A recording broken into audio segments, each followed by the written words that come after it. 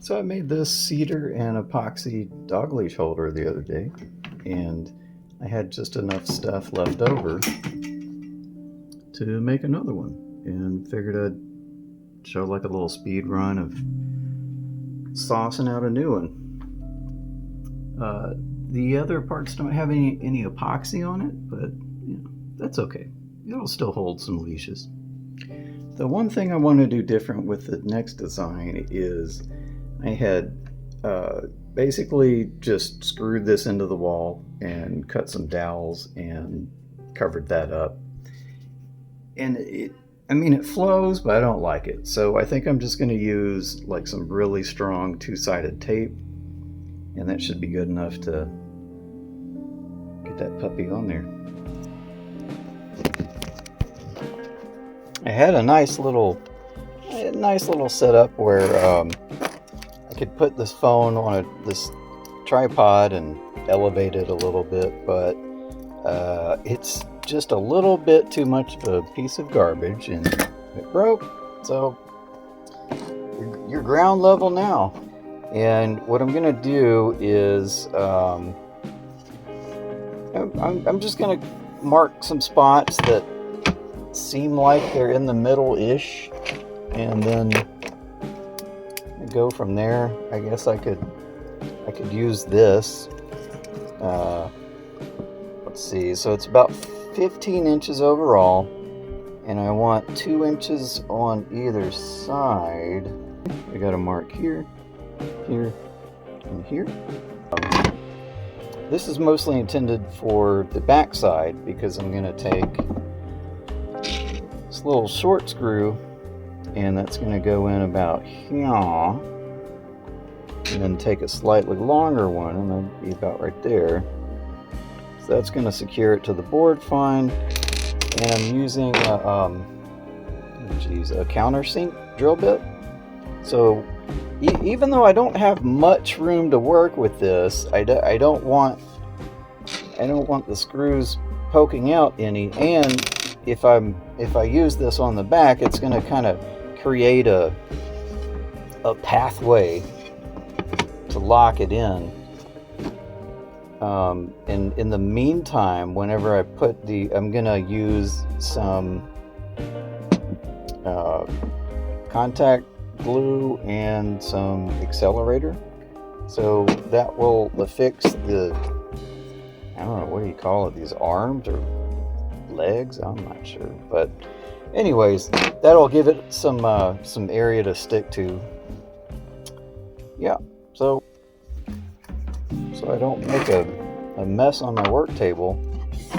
Just got a couple little wooden bits that I'm gonna elevate this with. These are actually going to be the legs for the BC250 aka PS5 gaming box. I had to expand the middle a little bit because it was just not big enough to fit one of these inside. But that's gluing up right now. Trust the process. I got some jiggle cams today. Alright. It was kind of fun on a live Discord little group chat thing with the other jellyfish crypto holders, talking about stuff, and I just started making the dog leash holder, and just kind of pointed the camera at it, and people were giving me some really good tips about like I don't know, don't apply the accelerator right on the glue and then do it. Like do one and then spray the area. But what I found is that this stuff does kind of stain a little bit. So what I'm going to do is I'm going to apply the glue to this board and then accelerate this. So when I put it down, I'm not going to have a bunch of stuff that I have to try to sand off later. Even though sanding is my favorite thing. JK. So I'm just gonna kind of eyeball and say that I want, let's see, this screw can go that far.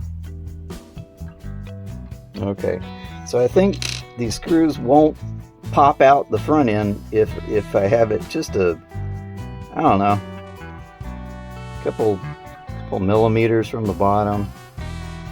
Measure it in a second.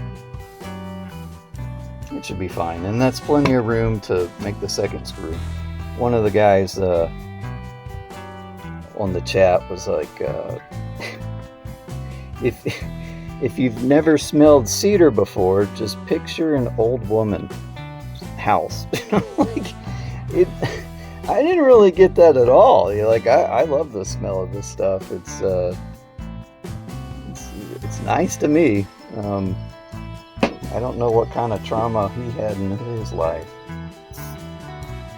but I think it's great. I think having a leash holder right by the front door would be the perfect time to walk in and say, I'm home. Walk the dog. Is anyone still watching? Doubtful. Just saw that we bombed a couple nuclear sites in Iran.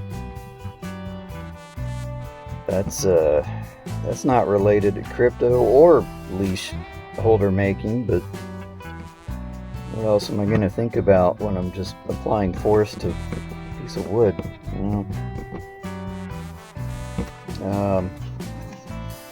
Personally, I think it's a mistake.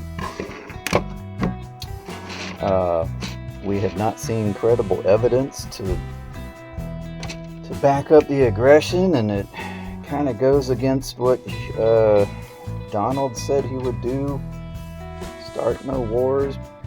And I did hear a pretty kind of a good commentary.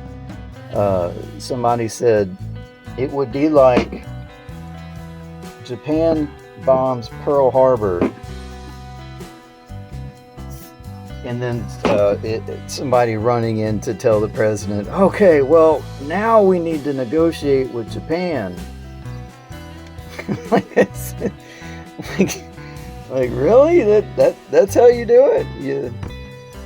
You punch somebody in the face and be like, all right, let's talk business. I'm open to suggestions. Clearly.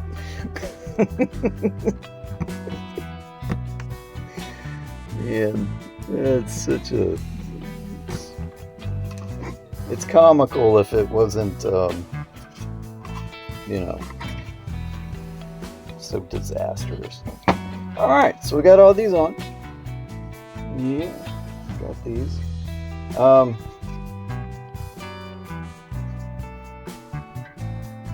I think this one's a little conky wobbled, but that's okay.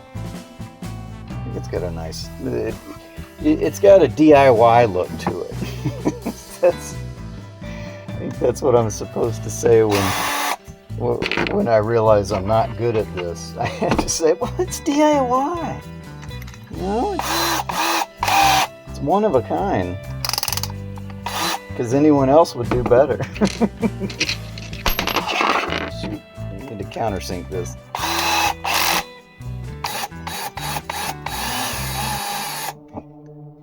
Got nothing poking out so far.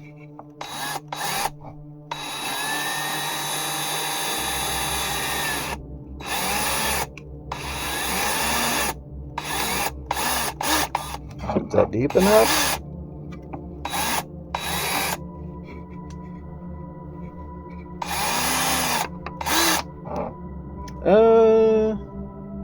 Maybe a little more.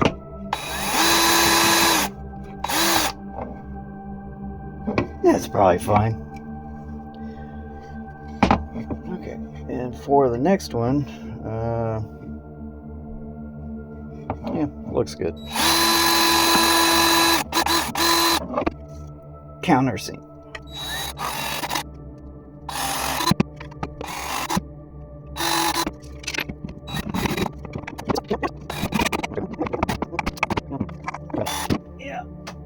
gonna countersink that one just a little deeper. You know, it wasn't going in, and I don't want to crack anything because there's no Control Z for woodworking.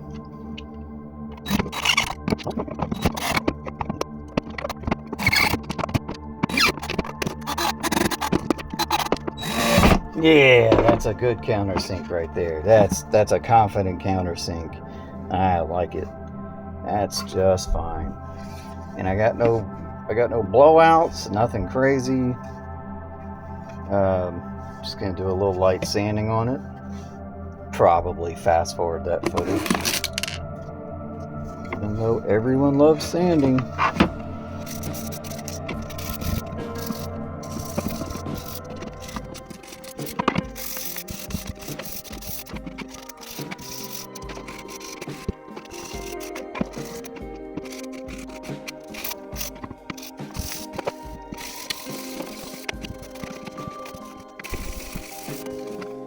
But wait, it gets better.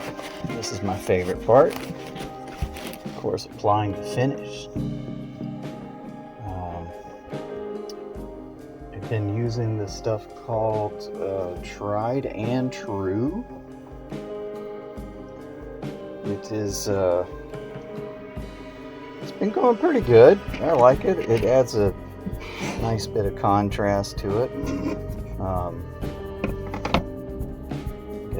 In woodworking, it's kind of the money shot.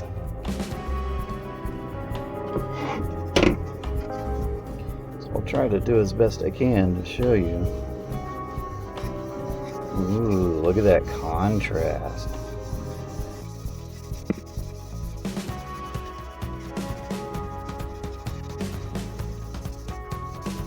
And I'm using an old t-shirt.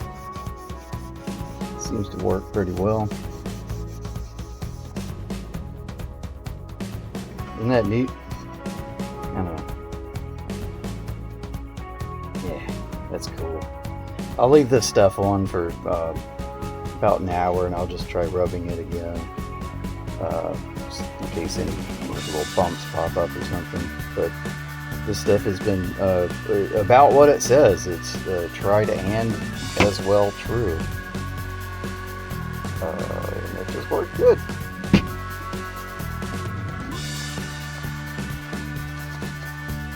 What I would love is if some actual woodworkers could, I don't know, sauce out some tips in the comments, because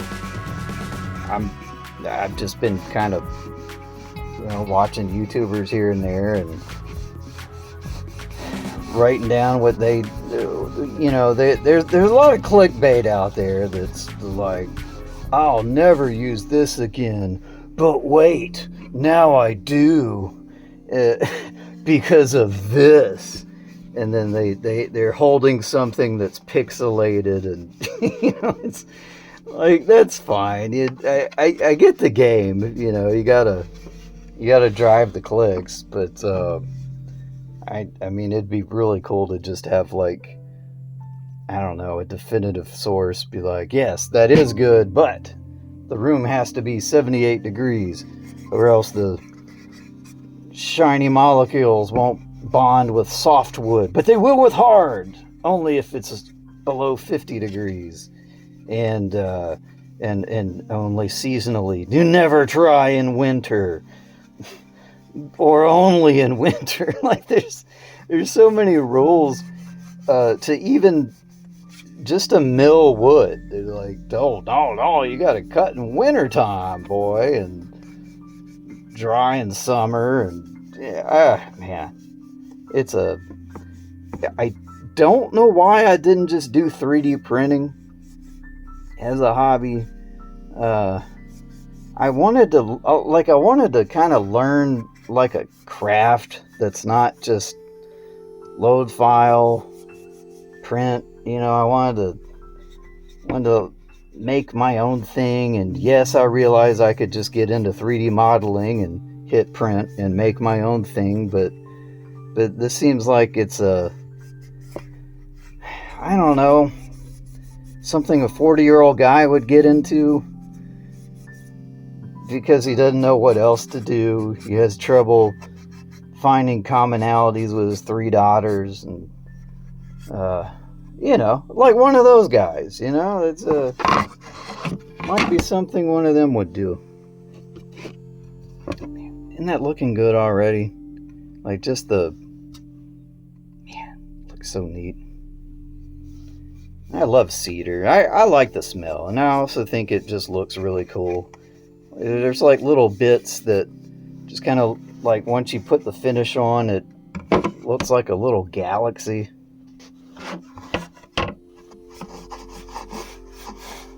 And the galaxy's there to hold your dog leash. Comfort and in style. Trying to do this to get into the little nooks and crannies. And it's working out pretty good.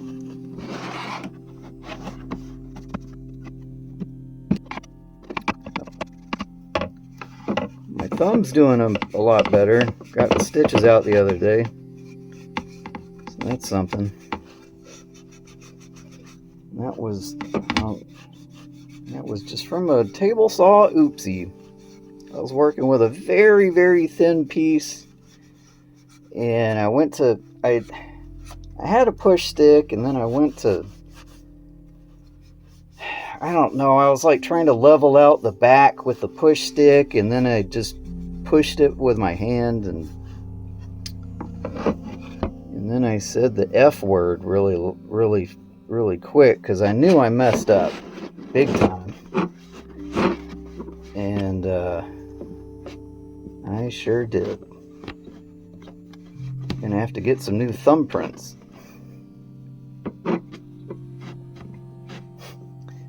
And the thumbprint person's gonna say, how come there's no prints on a lot of that? And I'll say, well, that's because it's open flesh. And it's just, I don't know, muscle tissue. Can you scan muscle tissue for? Is that in the thumbprint book? Anyways, we're almost done. Just wrapping up the beveled edges, or chamfered edges. I don't know what the term is, but I like a nice 45 degree on stuff. And I carried that theme throughout this piece, because each one of these are on 45 degree bevels.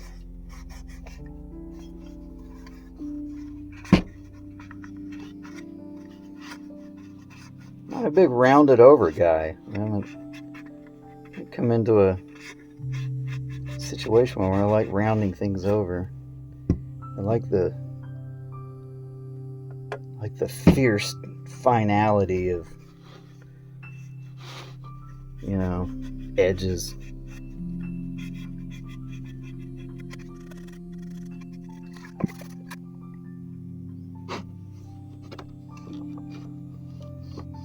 I'd like to know how much I want to sell this for. I mean, I think I saw some on Etsy for $30, but those had like CNC names and dog prints everywhere, and I'm not really able to do that. I have a little wood burner, but that only creates burnt wood, and it's not very precise, and I'm not really sure about all that. I don't think I'm gonna finish the back, because I don't want there to be any kind of layer in between the wood and the tape. If this is unwise and you say, no, you idiot,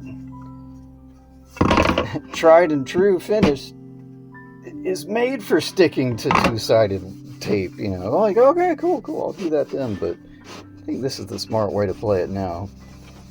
And I think I'm done. I think this is, you know, I might do like a light sanding on it and put another coat on it, but for the most part, This could be yours. And you could put leashes on it. Or keychains if you had some big enough. I don't know. If you made it to the end, put Alicia in the comments. Thanks for watching.